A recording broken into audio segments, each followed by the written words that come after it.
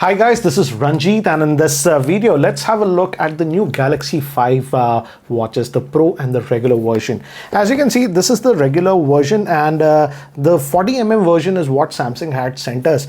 We also get this one in a 44mm variant, and as you can see, the Pro is the one that I'm wearing. Actually, I was wearing this for the last 5 days, and the Pro comes in this box, and this is actually a 45mm. We don't have any size variant, so it's only one. So yes, definitely the Pro is the bigger one. Let me actually take it out to give you an idea. And I like this new strap that we are getting on the Pro.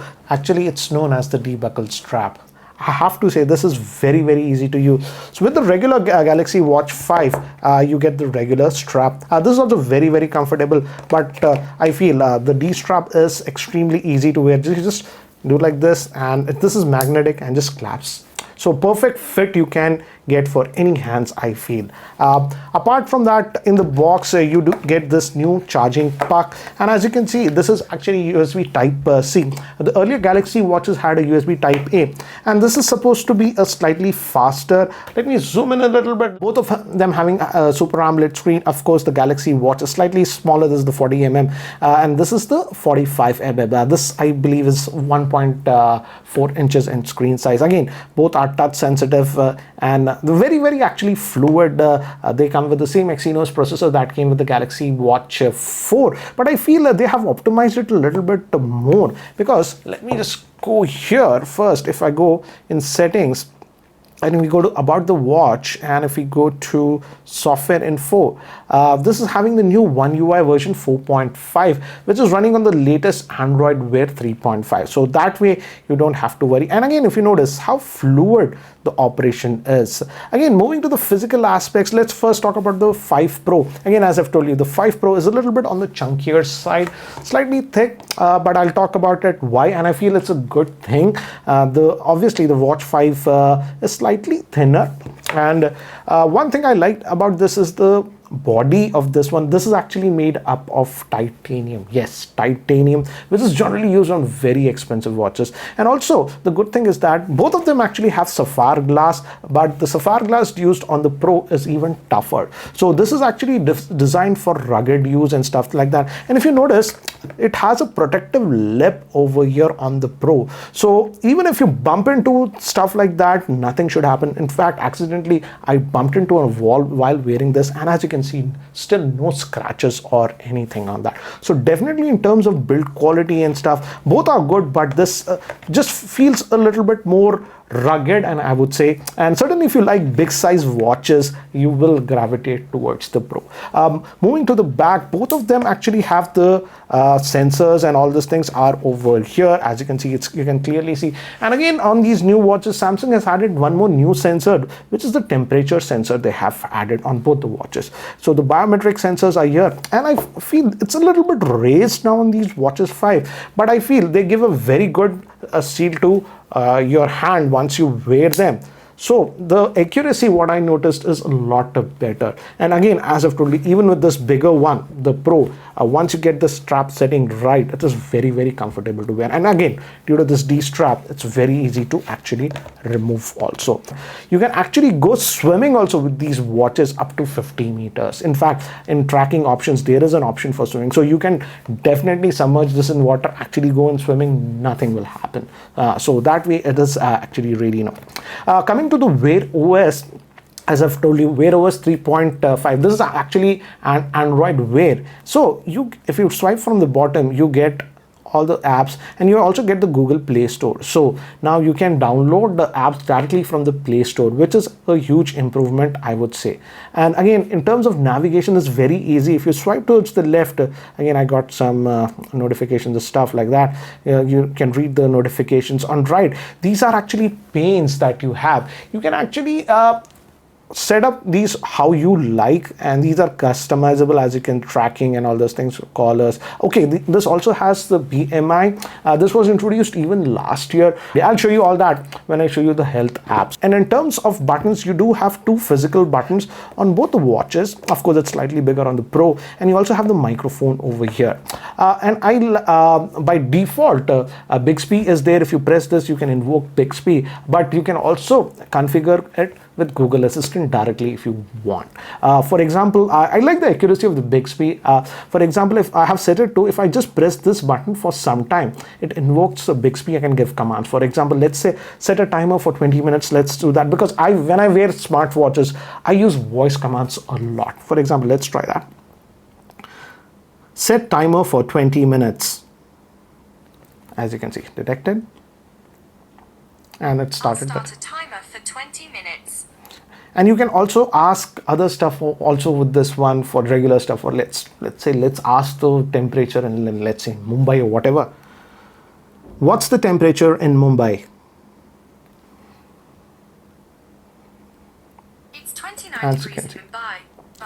So definitely I have to say the Bixby voice recognition has improved quite a bit on these smartwatches. And guys, I don't know about you, but I use the voice commands quite a bit on smartwatches. To give you an idea, let me actually show you, and you can directly reply from this one. In fact, there is a new feature that they have added. They have actually added a QWERTY keyboard now on this one. So let's do one thing. As you can see, this is my smartphone that's paired to this one. I'll just keep that on the side. Let's say it's in my pocket. Now I'll just send a message from my wife's phone. I'll just say hi. That should come to the watch now. As you can see, I got a notification from here because I've kept my phone to silent. I just got it. And now I can just tap this and I can reply to this message directly. So you can use this QWERTY keyboard also to reply to messages. But let's say I feel the voice is a lot easier. You have further options over here. I generally just use the voice. Okay, I'll call you later, little bit busy. Okay, and I just press send. So as you can see, you can reply to messages and stuff directly from this watch. So that way I feel the voice integration has been done well, and certainly it has improved. And as I've told you, now you can also use the Google Assistant with these watches. So in terms of functionality, it's very good. And as I've told you, another thing that I noticed is that this watch, though it's having the same processor that's used in the last year's watch, this has become a little bit more fluid in operations. Regarding the battery life, I'm pretty sure most of you might be wondering what is the battery life on this one. And let me talk about the Pro, because the Pro is the one that I was using for the last 5 days. In fact, this has a very big battery life, battery capacity for a smartwatch. This is actually having 590 milliamp hour battery, which I feel is the biggest that Samsung has put in any smartwatch. And that produces results. Let me actually give you an idea. For example, I charged it yesterday. It's been over 24 hours since I've been charged it. So if I press this battery icon, as you can see, it still says that I have 2 days, 8 hours more left. And I'm still at 70% battery life left. I'm not using power saving stuff and all this thing. So in fact, it is almost lasting for about 2.5 to about 3 days. Let me actually show you. You have to install this Galaxy Wear app. And as you can see, usage since last charge, 1 day, 1 hour, and still I have 2 days left. So I'm actually getting over about 3 days of usage with light usage. I didn't go for a lot of walks and stuff in the last 3 days because I was not feeling that well. But if you use even the GPS and stuff and casually, then also you can get roughly about 2.5 days per charge with this watch. So as you can see, it says the battery is currently at 70%, but still about 2 days and 8 hours left. So battery life has been very, very impressive on this one. Again, guys, the battery life will depend upon your usage. If you use the GPS quite a bit lot outdoors for tracking, hiking and stuff like that, then maybe the battery life will reduce to about 2 days. But if you're normally using it like what I do, replying to voice messages, getting notifications and stuff like that, occasional walks and stuff, you can almost get about 2.5 to 3 days of battery life. So that's a very big improvement, I would say. In fact, one of the best that I've seen for Android Wear smartwatch. Regarding the health tracking, as I've told you, all the stats are actually stored here in Samsung As I've told you, if you enable the GPS, it also tracks the path where you have exactly walked. So it gives you that. In fact, it gives you a lot of information, your walking speed, all those things. Again, if you're really into fitness, you'll like it. Your heart rate, how it was when you're walking or running fast, and how much time it took to come back to normal, and all those things. Peak, your activity based on your heart rate recovery, and all those things. And even it actually gives you a VO2 max. So these are important metrics that it tracks. In fact, I also like the fact that if I go back here, it also tracks your BMI, as I've told you, body composition. And as I have told you, I think that this is the only wearable, the Galaxy wearables, that are actually doing BMI. And this gives you a lot of insight about your health, as you can see. So of course you have to input just your weight, but apart from that, you just go to the BMI stuff like this here from the watch. You have to actually wear it and start this. You have to hit measure. You have to actually wear it, guys. Measure, and you have to place your fingers like this as it asks your weight. You have to confirm. I have to wear it. It won't do it, and you just do that, and within 20-30 seconds it will give you the data like this. So it gives you a lot of information about your skeletal mass, your body fat, and all those things, and also gives you an idea about your BMI. So this is actually a very good thing. This gives you a snapshot of your health. As you can see, if you're mostly in green, it's good. Moving into the red area, you know that you have to take care of that one. So BMI is one thing that I like on this one. So that is actually nice. Also SpO2, also it can track SpO2, and in fact I checked it with medical grade devices. As I've told you, I was not feeling that well for the last 2-3 days. And the medical device also was hovering about 96 and 97% of SpO2, and this showed me 97%. So they have improved the sensors, I feel, on this one. And regarding that, also it tracks your heart rate and all those things in real time. Throughout the day, it tracks your heart rate, as you can see.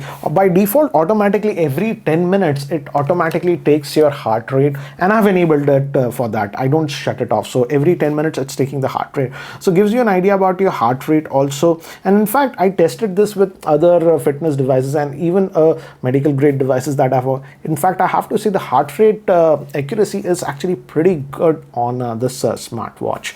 So that is regarding the health tracking. Again, as you can see, it tracks a lot of information over here. Apart from that, as it's having actually very good battery life, I could easily use this for sleep tracking. In fact, as you can see, if I tap on this, this is yesterday's sleep.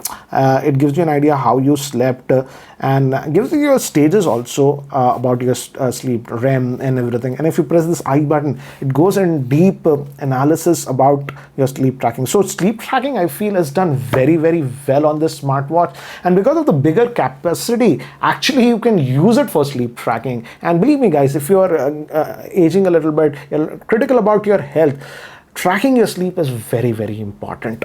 So it does that. And I also like the fact, if I go here, back here, as I've told you, yesterday I was not feeling well, so I took naps and multiple. It even tracks your naps, so that is good, because I've noticed that some of the smart watches and fitness devices don't track your sleep, your naps. For example, they'll only track the sleep that you get at night, but let's say you take a nap in the afternoon or something, they completely skip that. This also tracks your naps and all those things. In terms of sleep, Samsung is paying a lot of attention, which is completely ignored. You have to have a good sleep and track how's your health, etc. In fact, I did not enable the SpO2 monitoring while sleep, but you can also automatically track your SpO2 throughout the night when you are sleeping. That option is also there. In fact, you can also track your snoring if you want. I didn't enable that, but that option is there. Of course, stress and all those things. And I like the fact that with the Pro, because of the bigger battery life, I can actually use these features. You get these watches in the LTE version also, and it can actually detect it works even with dual SIM. So that way it's actually really good. So if you're an outdoor person, then I would say then you can opt for the LTE version. And in fact, I think so in India, for Android, smartwatches, I think so Samsung is the only one as of now that is offering a smartwatch with the LTE version. So overall, I would say these smartwatches actually did perform very well. In fact, I have to say these are some of the best Android wear smartwatches that that I have used. And specifically, I would say the Pro. I'm loving the Pro because of the battery life that I'm getting. And I'm used to bigger size watches, so I was okay with this size. And now this is having that toughened sapphire glass and the titanium finish, I'm also okay with the, what do you say, though it's a bit bulky, but I know this will actually age very well. So certainly it's the Pro version for me. So if you have that kind of a budget, you can definitely look at the Pro. But even if you're just a regular user, not more of an outdoor person, and don't like really big watches, you can have a look at the Galaxy Watch 5 regular version. The regular Galaxy Watch 5 version, I believe, starts at about 28,000. There are some offers, bank offers, you get 3,000 rupees off. Whereas the Pro actually starts at 45,000, and there are some credit card offers. You can get a 5,000 rupees off. What I'll do is I'll leave the link in the description so that you can check it out. But what do you guys feel about these Galaxy Watch 5 and the Watch 5 Pro? And if you're going to pick up one, which one would you go? The regular one or the Pro? Do let me know in the comment section below. Anyways, guys, that's it for now. Thanks for watching. This is Ranjit, and I hope to see you in my next video. Take care, guys.